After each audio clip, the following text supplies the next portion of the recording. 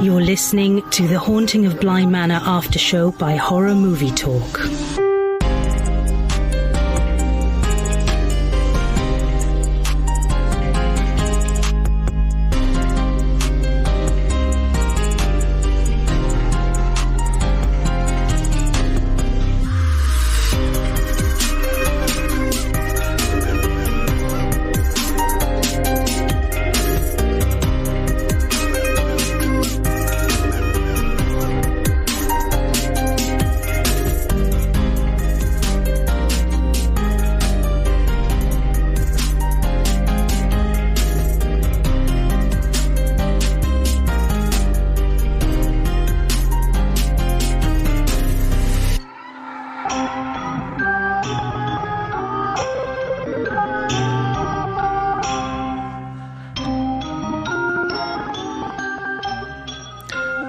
Hello, Governor. You're listening to Horror Movie Talk Special, The Haunting of Bly Manor After Show. On a normal episode, we would review and discuss one horror film in detail. For this series of 10 episodes, we'll be having an opinionated and accidentally funny discussion of each episode of The Haunting of Bly Manor. Your panel of expert hosts for each episode are me, Dr. Bryce Hanson, and I hold a PhD in spookology, and with me, as always, is Professor David Day, the foremost expert in scare no-nos. So without further ado, The Haunting of Bly Manor After Show with Horror Movie Talk. Oh, God, that was only take 3, so... Hi, David. Hey, how are you guys doing today? Or, this evening? Or in this morning? Just got to channel my radio DJ. Yeah. I realized as I was editing the Antebellum episode yesterday. Yeah. Good Lord, that thing was long. Yeah. And about an hour of it was just us drooling over Janelle Monáe. Oh, she's so gorgeous. Let's not get into it. This episode could easily turn into just Janelle Monáe talk. Anyways, yeah, I realized how bad my diction is. So yeah, it's your diction that's bad. So we got a great show today. How we're going to handle these episodes is starting out with a brief synopsis of the episode, and then we'll get into spoilers and take a deeper dive into what we liked and hate about the show. I mean, most of the episode's going to be spoilers. We're going to talk about the show. It's an after show. Yeah, it's an after show. That's what do you want? But we'll make sure to mark the spoiler section so you can bail if you need to. Today, we will be talking about episode 5. Oh, 5. This is a kind of a sad episode for me because once you're done with episode 5, you're more than halfway through the series. And I've come, 5 and 6 really kicked this in the butt for me. Right. They really put it into a place where I was like, okay, now I'm super bought in. Yeah. Yeah, there's a lot of reveals in this episode. And you know that because you just watched it. This is the after show. This episode is all about Hannah Gross. I think it's Miss Gross, right? Miss Grossman? Is it Miss Grossman? Here. I'll look. You go ahead and keep talking. It's about Hannah. This episode keeps the audience off balance by jumping back and forth through time and between memory and reality. As confusing as it can be, there are also a lot of revelations. We finally learn what that crack is all about. We see more about how Rebecca gets entangled with Peter and her rationale for, getting involved with an obvious sociopath. Yeah, he's a lunatic. And we even see why the lady in the lake is so dangerous. Yeah, that ending. Woo, buddy. And, this episode was super confusing. I mean, intentionally so. Right. I'm so curious to hear somebody who's more intelligent or capable of breaking this thing down than me. Right. Yeah. Is that you? Are you that person who's able to? I think between this episode and episode 6, it kind of establishes some of the rules of the world that they're building.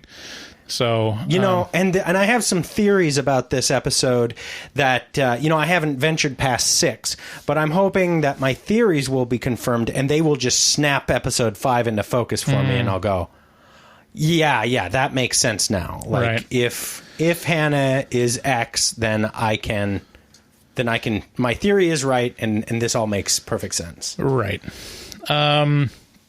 So, before we get into spoilers, just want to plug our website. It's horrormovietalk.com. You can find links to all of our social media. We got a great Facebook group going on right now. You can check that out and get in on the discussion. We post normal, movie review episodes every Wednesday. So, we got a big backlog for you to check out as well. Sure to subscribe to Horror Movie Talk if you appreciate these episodes and want to hear more. Yeah. If you want to leave us a voicemail and have any questions or want to criticize us for our lack of research and not knowing the names of the characters, call 682-253-4468. And, if you really like us, check out our Patreon at patreon.com/horrormovietalk. So, anyways, thanks again for listening. So let's get into spoilers.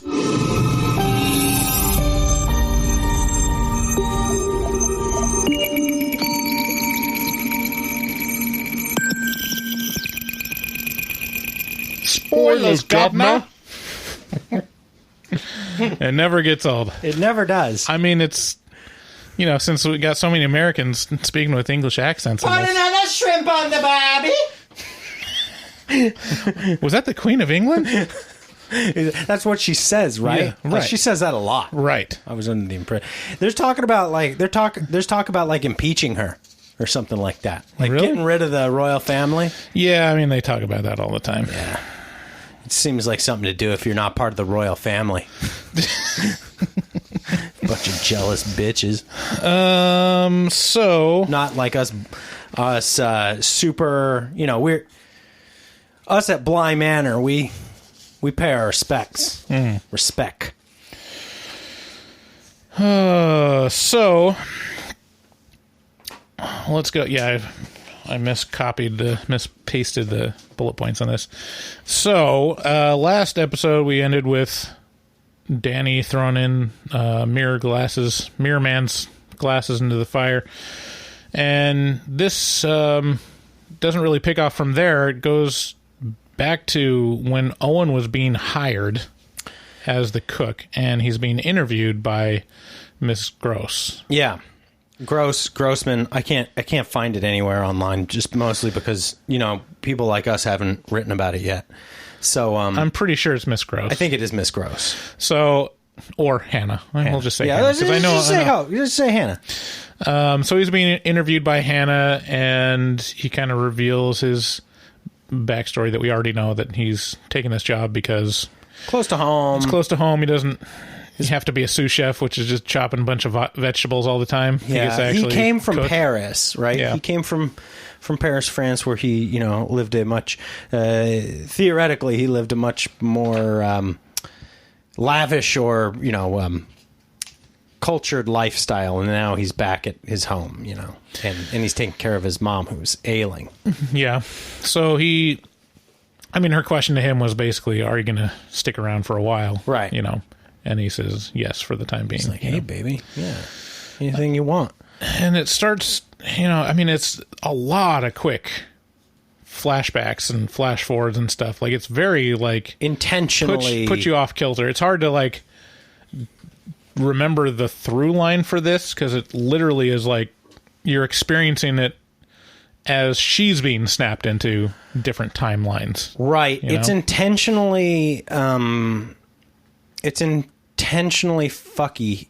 It definitely messes with your balance. Yeah, because it's not watching the episode. It's not just that it's playing with time, but it's also it shows her reacting to the jumps themselves. Right. It's her experience. Yeah. It's it's very weird, and it goes to the filmmaking expertise that goes into the rest of the episodes of this series, which is a lot of times Hannah will be in the background and she'll just be kind of staring into the middle distance, or kind of like over or underreacting to something. Like she'll be. Yeah, I mean, it seems like she's somewhere else, you know? Yeah, I mean, the first minute that we're introduced to Miss Gross is at that well when Danny walks up and she's like completely spacing out. Yeah, it's which by the way is where this episode ends. Right. At that well. Right. At that exact moment. Right. So yeah, this they kind of give what I assume is kind of the thesis of the episode. Owen, I think it flashes forward back to the bonfire, and they're talking, or they're just talking in its modern day or whatever. But, yeah, it's current times. But Owen shares with Hannah a quote from Thomas Merton, and I think it explains who he was, but I forget.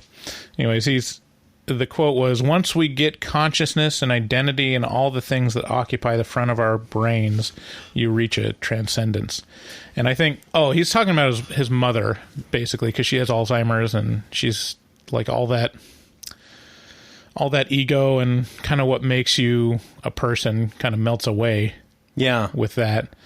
And again, I mean, I talked a little bit about my dad. That's like, yeah, the personality kind of melts away at the end of your life for everyone, really. It's so weird. Yeah.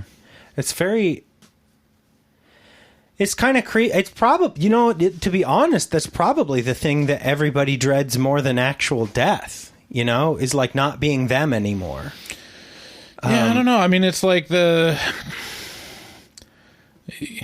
transitioning to the eternal, Yeah. Like you get to experience something other than being locked up in your fucking head all the time. Yeah. Oh, that sounds goddamn wonderful. So maybe the ego is the terror in you. Mm-hmm. Maybe that's the fear everybody feels is really just their ego not being able to conceive of letting go of itself. Right. Yeah. Because you're very important and you will never die. Right. Well, I am. Right. Everybody else. I've been playing with this idea of maybe I'm a solipsist, like maybe everyone else is fake and I'm just the only thing that's real. Because the way things work out, it seems that way. It seems really plausible, Bryce. I'm not going to lie. I'm starting to... Well, so we can blame you for the shitty world that you've created for yourself? Yes. God damn. Well, you can, but it won't matter because you're just a part of me. So if I just murder you right now, then like this will all cease to exist? Maybe, but I don't know that you could. That's real tempting. It's real tempting. I mean, I won't deny that, but I just don't think I'm going to give you that much strength. Right. It's going to take a lot to take me down. That's true. Flashes back to when the Wingrows, the parents of the children, are still alive. Yeah, this is maybe the first time I think I actually get to see the dad. Right. I can't remember his name right off the bat. He's in my episode, so that's the next episode we're recording. What is his? Dominic, I think. Dom. Okay. Where did all the pictures go? There. Yeah, Dominic. Yeah, so I think this is the first time I get to see Dominic. I don't think it's the first time I get to see Charlotte. Charlotte is the mom of the kids. Dominic is the dad. And the mother, I have written down that it was played by Kate Siegel, but it's not. I think it's Alex Esso. Oh, okay. Which she played Wendy in Dr. Sleep. She was the stand-in for Shelley Duvall. The woman who plays Charlotte, the woman who plays the mom in this. Mm-hmm. Okay, I gotcha.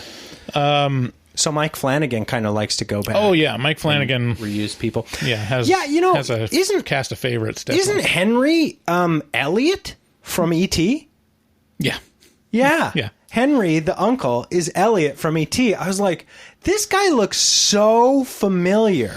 And obviously I remember him from the first season of The Haunting of Hill House, but I never put those two together. Yeah. It's goddamn crazy. Yeah. So we're kind of shown what they're like and the dynamic between Peter and Hannah. Yeah. And how fucky that is. Yeah, Peter hates Hannah, and Hannah hates Peter. Like, they Right. are not fans. Honestly, it's really hard to keep track of the time jumps. Like, these bullet points, just like, I can't remember what happens. So. It's not meant to be kept track of in a severely linear way, and certainly not in a discussion like this. Like, you could write this all down and eventually come up with, like, a flow chart. Right. But it's like those people that, like, have figured out Prime and have those ridiculously elaborate like diagrams and charts of what happens in the time travel. And have you ever seen Prime? what is Prime? Am I remembering the name correct? I think it's Prime. It's like a time travel movie. It's a really low budget, and it's basically like Oh, Primer. Is it Primer? I think it's Primer. Yeah, because I've seen that. Oh, okay, movie. Primer. Yeah, Yeah. I think it's Prime. Prime is the one with Gwyneth Paltrow, who's a mathematician or something like that. So Primer, yeah, that movie is.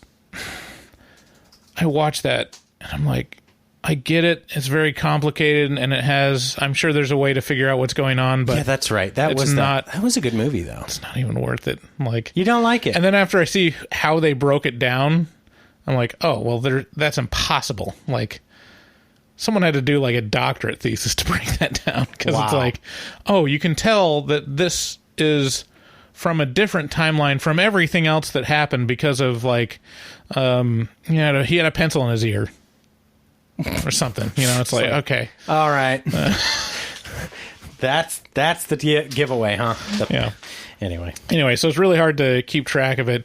I think the main points that stand out are, like, it really kind of shows Miles becoming more of a sociopath as we kind of realize that he's being possessed by Peter. it's just a real jerk. Yeah.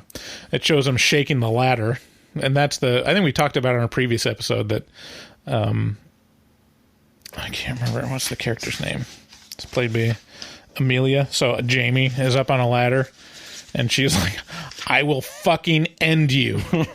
I'm not joking. I will take you down. And then he's like, "Oh, look at you. You're flush. You're Right. so pretty when you have some red in your cheeks." And she's like, "Man, I don't even know what you could do with a kid like that." Right. That's such a tell for, like, I have it all under control. It's like, look, I got you. Mm-hmm. I know you. I know what she's gonna do. Right. What are you gonna do? You gonna hit me? I'm a little kid. And that's like the confidence that you would only see in an adult inhabiting a kid's body. It's like, oh yeah, I'm a kid. There's no way they can Right. hurt me. Yeah. Anyways. It's pretty Impressive. Very nice. It's pretty impressive. And then it goes back and it kind of continues the story of Peter and Miss Jessel and their courtship.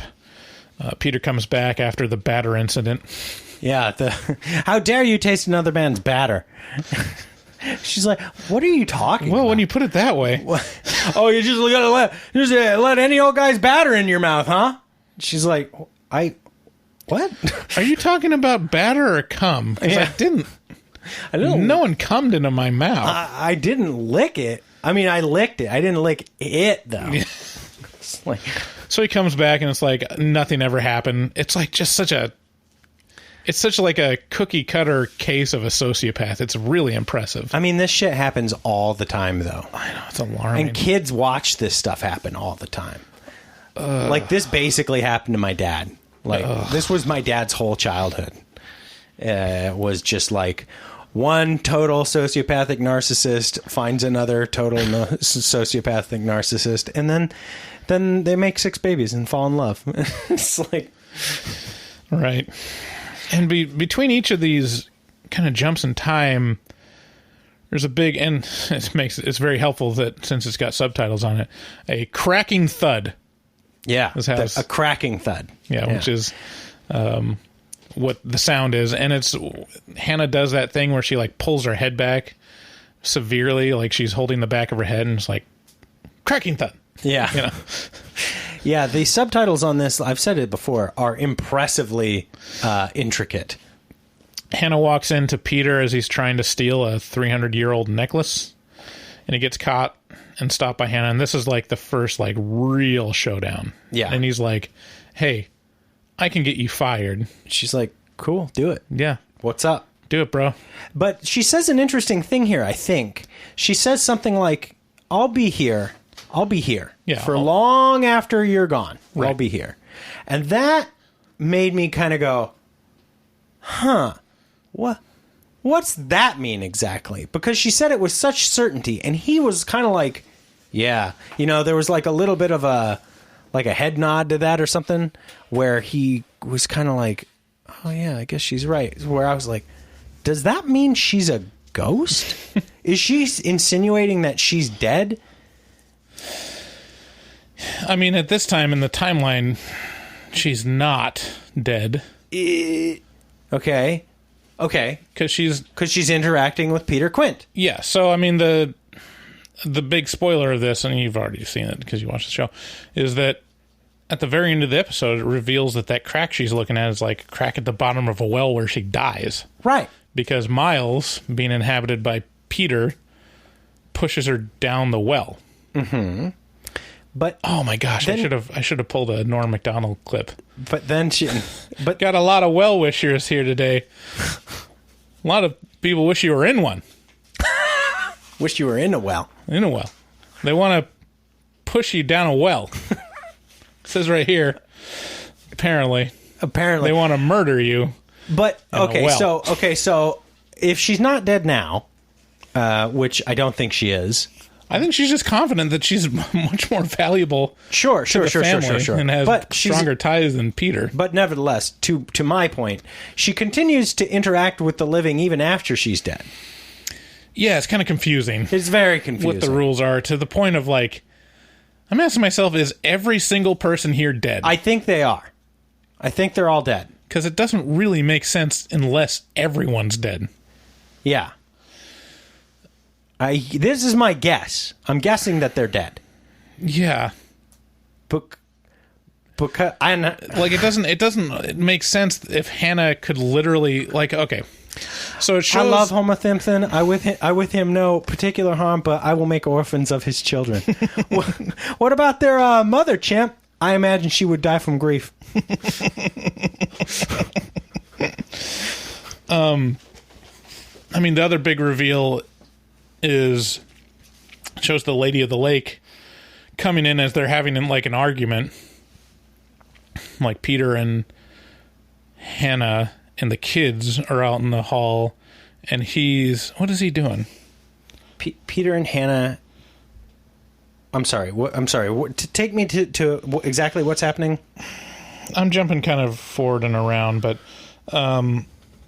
yeah, there's a lot of breaking of the fourth wall in this episode too, because she jumps back to that interview with Owen several times. I'd say we see that interview 4 times, I think. Yeah, and then like Owen's talking to her like, why can't and she's like, haven't we had this interview before? And it's almost like he's talking to his mom. Right, because it sounds like it's an Alzheimer's situation where she can't recall what the time period is. Yeah, and he's just playing along to make, which is, oh man, that's something you have to do with people who have dementia or Alzheimer's. Mm-hmm. Like my grandma is like that, and I felt so bad at first because I was like intentionally gaslighting her, mm-hmm. where she'd be like, you know, my first memory was of the blah, blah, blah. And it'd be like, Grandma, do you not remember telling me this? Like, I don't know, yesterday? She'd just be like, oh, I'm sorry. And it's just like, dude, you just got to let him talk. And so that's what he's doing. He's kind of just letting or Hannah just kind of talk mm-hmm. through this thing over and over again. My Aunt Sally, is going through some dementia problems. And she kept texting over and over and trying to call my mom because, every other hour she found out that my dad was dead. And so she had to reach out to her sister and console her. Oh my God. Can you imagine? Yeah. So it's like the ultimate nightmare. Yeah. Hey, remember your husband just died? Yes. Just call him back to remind you. Your husband died. He's dead. And then, like, at different points, like, there's weird stuff, like Owen shouting at the camera Miles' full name, and then it jumps to, like, another That scene. was a huge scare. That scared the fucking shit out of me. When Owen looks at the camera and he's like, Miles! I was like, oh! Yeah, and then another thing with Miles, Hannah catches him smoking. I think that's where it cuts to. It shows Miles smoking a cigarette. Yeah, a fag. Yeah. It'd be great if, like, they just had Miles have, like, a real thick Irish accent. Oh, diddly doy. Top of the morning to you. And it kind of, Hannah has conversation with Miss Jessel about Peter, because why wouldn't you if you're her friend? Just say, this guy is not a good person, like he's a thief. Yeah. And manipulative. And this is in the chapel, right? Yeah, when I they're think both so. sitting there in the chapel. Well, she's describing him as a glue trap. Just says, like, oh yeah, the groundskeeper came and said, like, oh, this is a more humane way. They got glue traps. And then she came in one day and found a mouse had chewed off its arm to get away. Chewed and off then its little leg and died of blood loss. Yeah. And she described Peter as a glue trap. And it's like, yeah, I mean, how could you not see that coming up? But Miss Jessel just talks about... Deceptively dangerous. Right. Doesn't appear dangerous, but much more dangerous than the things that kill you right away. Yeah, and Miss Jessel basically describes why she's falling for him, and she's just falling for the manipulation, because you know from previous episodes that Peter's just trying to find people's key. Yeah. People's, like, the thing that he can latch onto to control them. Yeah. And hers is validation. Yeah. And, like, she doesn't get support from her father, or, like, no one believes that she can do what she wants to do. And he says he does believe that. Right. So, good enough. And that's enough to weird be able to be an abusive boyfriend. Yeah. Yeah. It's shocking how true that is to what happens to people. Right. Like, it seems unbelievable if you watch it and you're like, that can't happen. Well, I mean, if you're the person experiencing it, first of all, you're being gaslit most of the time. Yeah. But also, like, the bad stuff is only a moment in time. The rest of it, they're delightful. Yeah. They're mostly peaceful. Yeah. There's mostly peaceful protests. Right. Happening in Portland. Yeah. Yeah, so it's like people can look past really bad shit. Yeah. Because they're just like, well... He only hit me once. I have to eat this tablespoon of dog shit, but there's a whole bowl of chocolate ice cream to follow it up afterwards, so, you know. Oh, man, would you? No. Okay. What's the most delicious thing to you? Like, what's the thing you, like, can't not do? You know, you have to have. I mean, ice cream's up there. Ice cream is like... Yeah. Okay. We have mine is specific. My favorite ice cream is the Tillamook Oregon strawberry. Oh. That's like, wow. I could just crack open one of those. Okay, great. So now we have a 4-month-old dry dog turd, and it's not big. It's right. It's like that. Is it like white on the outside? Yeah, it's like an olive sized. Uh-huh. And then all of that ice cream that you want on the back end. No, because I can go and buy fucking ice cream. Who cares? Okay, you're in a scenario. You know, just play the game. Just play the fucking game. You know? No. You absolutely would not. So, okay, here would be the scenario. Okay. I have to eat the dog shit, or else I can never have that again. Oh, there you go. Or, like, what's the lowest amount of money you'd take to eat the dog shit? Oh, man. What is it? A dry, olive-shaped dog shit? Yeah, white. Yeah, I'd be embarrassed to say how low it would be. It's low, right? Like, I'd say 4 figures. Somewhere in 4 figures would be worth it. $1,000 maybe, just, you know? Yeah. I mean, I wouldn't do it. I probably would. But I'd probably do it for 3 figures. I would ask for 9,000, and I could probably be negotiated down to 5. No, they're not playing that game. It's you got to name your lowest number, and if they feel you're lying, it's done. I mean, if that's all it is, it's actually your lowest actual number. My lowest actual number? Yeah, it's the game. Yeah, I'd do 5,000. 5,000? Yeah. You sucker. I'd take one.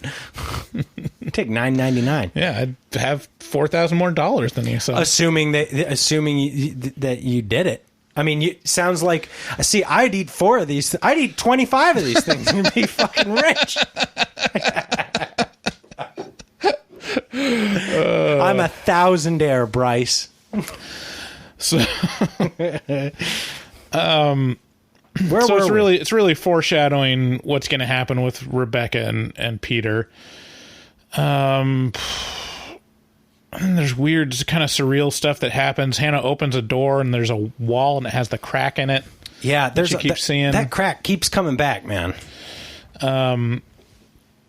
Something's up with her mind, obviously, since it keeps hopping back and forth, and Owen is like, you tell me, what is happening? And she doesn't have an answer until the very end. And then it shows like where the turning point with Peter and Rebecca comes, which is he basically wants to sweep her off to America and say, hey, I got a thing going. Don't ask questions.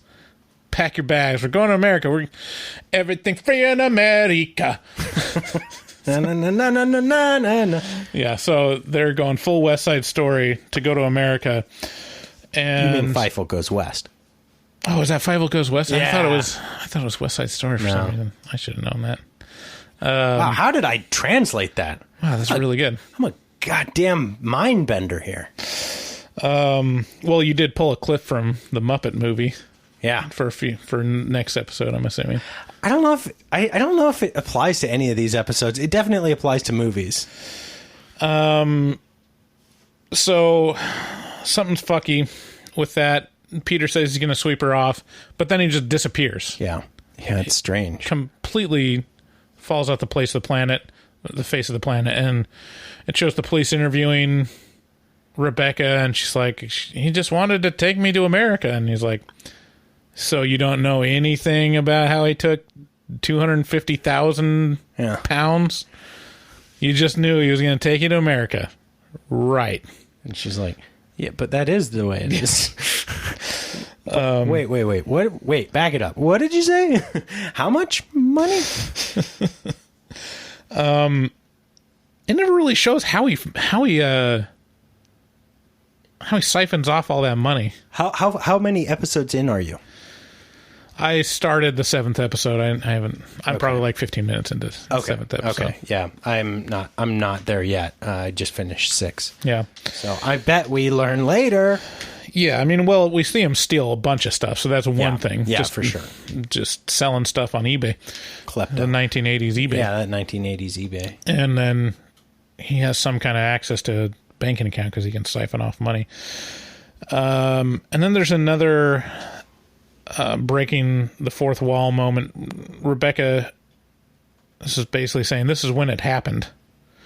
And I think she's referring to the lady in the lake coming. So what happens, I honestly can't remember what the circumstances for everyone being out in the hall.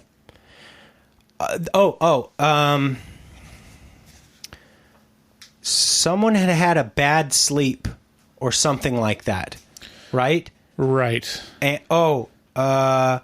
something happened, and Flora had woken up, and then Miles had come out. Mm-hmm. Yeah, they were all in the hallway, but now I can't remember why. You don't have a note here about? No, Hannah comes out. Anyways, I guess it doesn't really matter. They're all out in the hallway, and the kids are like, I think they already know about shit's gonna go down. Yeah, and then he heads on over to the other wing. He's like, oh wait, no, yeah, the lady grabs him. Yeah, the lady just drags him. Full just chokeholds him with one hand, and just drags him down the hall, just like instantly killing him. Yeah. And then drags him into the back in the hallway. And then he comes walking back out like nothing happened. Then he comes sauntering back out, and he's like, "Hey guys, what's going on? What's going on?" He's like itching his balls, and he's kind of like fresh, you know? Yeah. And then they're looking at him real weird, and he's like, "What? What's going on?" And then they hand him like a pencil or something, and he holds it for a second, then it falls through his hands. It was a really cool effect. Yeah, it wasn't a pencil. It was something. Man, we're losing it here. What? I can't be bothered to remember something I watched 2 days ago. Yeah, it's something significant, and they keep handing it to him, and it keeps falling through his hand, indicating that he's like not real anymore or something like this. Yeah, and he's like kind of ephemeral. Yeah, it's really stealing it from Ghost. You know, you can make things move and pick up stuff. Try real hard. Yeah. Yeah, if you try real hard. If you're real angry. Yeah, you can get her to feel your dick for like half a second. Is it in? Yeah. Is it in now? But just like Ghost, it's way easier to inhabit, another person. So in Patrick Swayze's version, it would be Whoopi Goldberg. So he can fuck Demi Moore with Whoopi Goldberg's body, which, who wouldn't want to do that? I know. And then... Well, here's the thing about Ghost, though. Like, if it's so hard to get to touch everything, then why do you have no problem walking on the floor? Yeah. Good point. Why do you have to go through doors and shit? Right. Yeah. What's your deal? So it shows that, he can control stuff, and that's setting up what happens to Hannah, because she can still like be there and be seen and move things. It sets that up, but it also sets up what happens to Miles, which is he's basically becomes a puppet for Peter. Right. So Peter dies, and then basically haunts the house and controls. Oh, it's Miles. A doll falls through Peter's hand. It's a doll. That's what it is. So, 1987, something is wrong with Miles. Oh, yeah. Then it shows, like, Miles at the well, and Hannah sees Peter behind Miles, and she's like, "What are you doing here?" And then it's got this really great effect where it goes from Peter's voice into Miles's voice, like the sound effect, like, kind of melds into it. Yeah. So it's... If you're not convinced anymore that Peter's inhabiting Miles, it's very, very clear that that's what's happening here. That's what's happening. That is exactly what's happening here. And then Peter's ghost basically explains how, like, why he's being such a shitty little kid with Miles is that what he really wants is to get out of Bly Manor. Like, he's stuck there. Get me the fuck out of this horrible place. Yeah, if I get taken to prison, at least I'm out of this shitty manor. Yeah. It's not a shitty manor. It's a very beautiful manor. It's a Bly Manor. It's a Bly Manor. And then Hannah gets pushed down the well, and she sees that crack in the well wall that's appearing everywhere. Yeah, she gets pushed down the well by Miles. Right. Miles runs up behind her, presumably with Peter inside him, because that's all just freshly been set up, and boom, pops her in the tuchus. Down she goes, and then boom, and the last thing she sees... a cracking thud. There's a cracking thud, and the last thing she sees is that crack in the thudded bottom of that well. Then it's a dried up well. Snaps back to Hannah at the top of the well, and that's right as Danny walks up. Yeah. And she's like just recovering from, or is it a flash forward? I don't know what it is, but she's up at the top of the well again. It feels like it just happened, or she just witnessed it. What is time to ghosts? Yeah. It's just like a number, man. And then there's a quote. I think Owen says this: "We can't count on the past. Memories fade. We could fade out any time." Yeah. And then it shows Hannah like basically reiterating to herself who she is. It's like, it's 1987. My name is Hannah Gross. Yeah. Blah, blah, blah. So like, I'm at Bly Manor. These are the things I know. So that's the big spoiler, is that Hannah's dead. Apparently, for this whole thing. Maybe. And she's a ghost? Probably. Is everyone dead? Yeah. I see you wrote down the same thing I was thinking. Yeah, I don't know. It feels that way. a little bit. There's got to be a live person, right?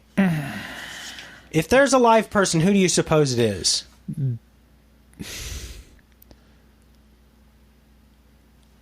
Let's say Danny. You think? I think Henry has to be alive. I think Henry... Oh, yeah. Although he's... But that's weird. Like, why would he... It is weird. It's very weird. I don't know. So anyways, that's the episode. He'd die of grief, I imagine. It's very confusing. Like, I know this might be difficult to listen to us try to piece it together, but it's... I mean, you try to summarize what happens in that episode. That's not... First, start a podcast. Then, figure out how to summarize the 5th episode of The Haunting of Bly Manor. I dare you to do it. So thanks again for listening to our Haunting of Bly Manor after show. If you like it, please subscribe and leave a rating on Apple Podcasts. We do a new movie review every week. If you like our little banter and our lack of, research skills. You got to stop harping on that. I know. Don't say it out loud. No one will know. It's the one thing we get criticized for on our reviews. Like, they don't know anything. It barely happens ever. Right. At the very least, if you know someone that does like that kind of stuff, share it with a friend. Ways you can help us financially is if you go to our website at horrormovietalk.com, click through one of those buttons at the top banner, either Amazon, buy on Amazon, which you can just buy anything that you're already going to buy on Amazon. We get a little taste of it. Or check out our Patreon. We got perks for all different levels and participation. Thanks again to our resident artist, Dustin Goebel. He's awesome. He really ups our posts, makes us look good. Yeah, he sure does. Also, special thanks to maxwell.r.allen on Instagram for coming up with that spectacular intro music, and, of course, Kitty H for her lovely voice at the start of that music as well. Dustin is on Instagram at dgoebel00, DGOEBEL00. If you want to leave us a voicemail, number is 682-253-4468. And that's all. Let's see you next time. Next episode. Bye-bye.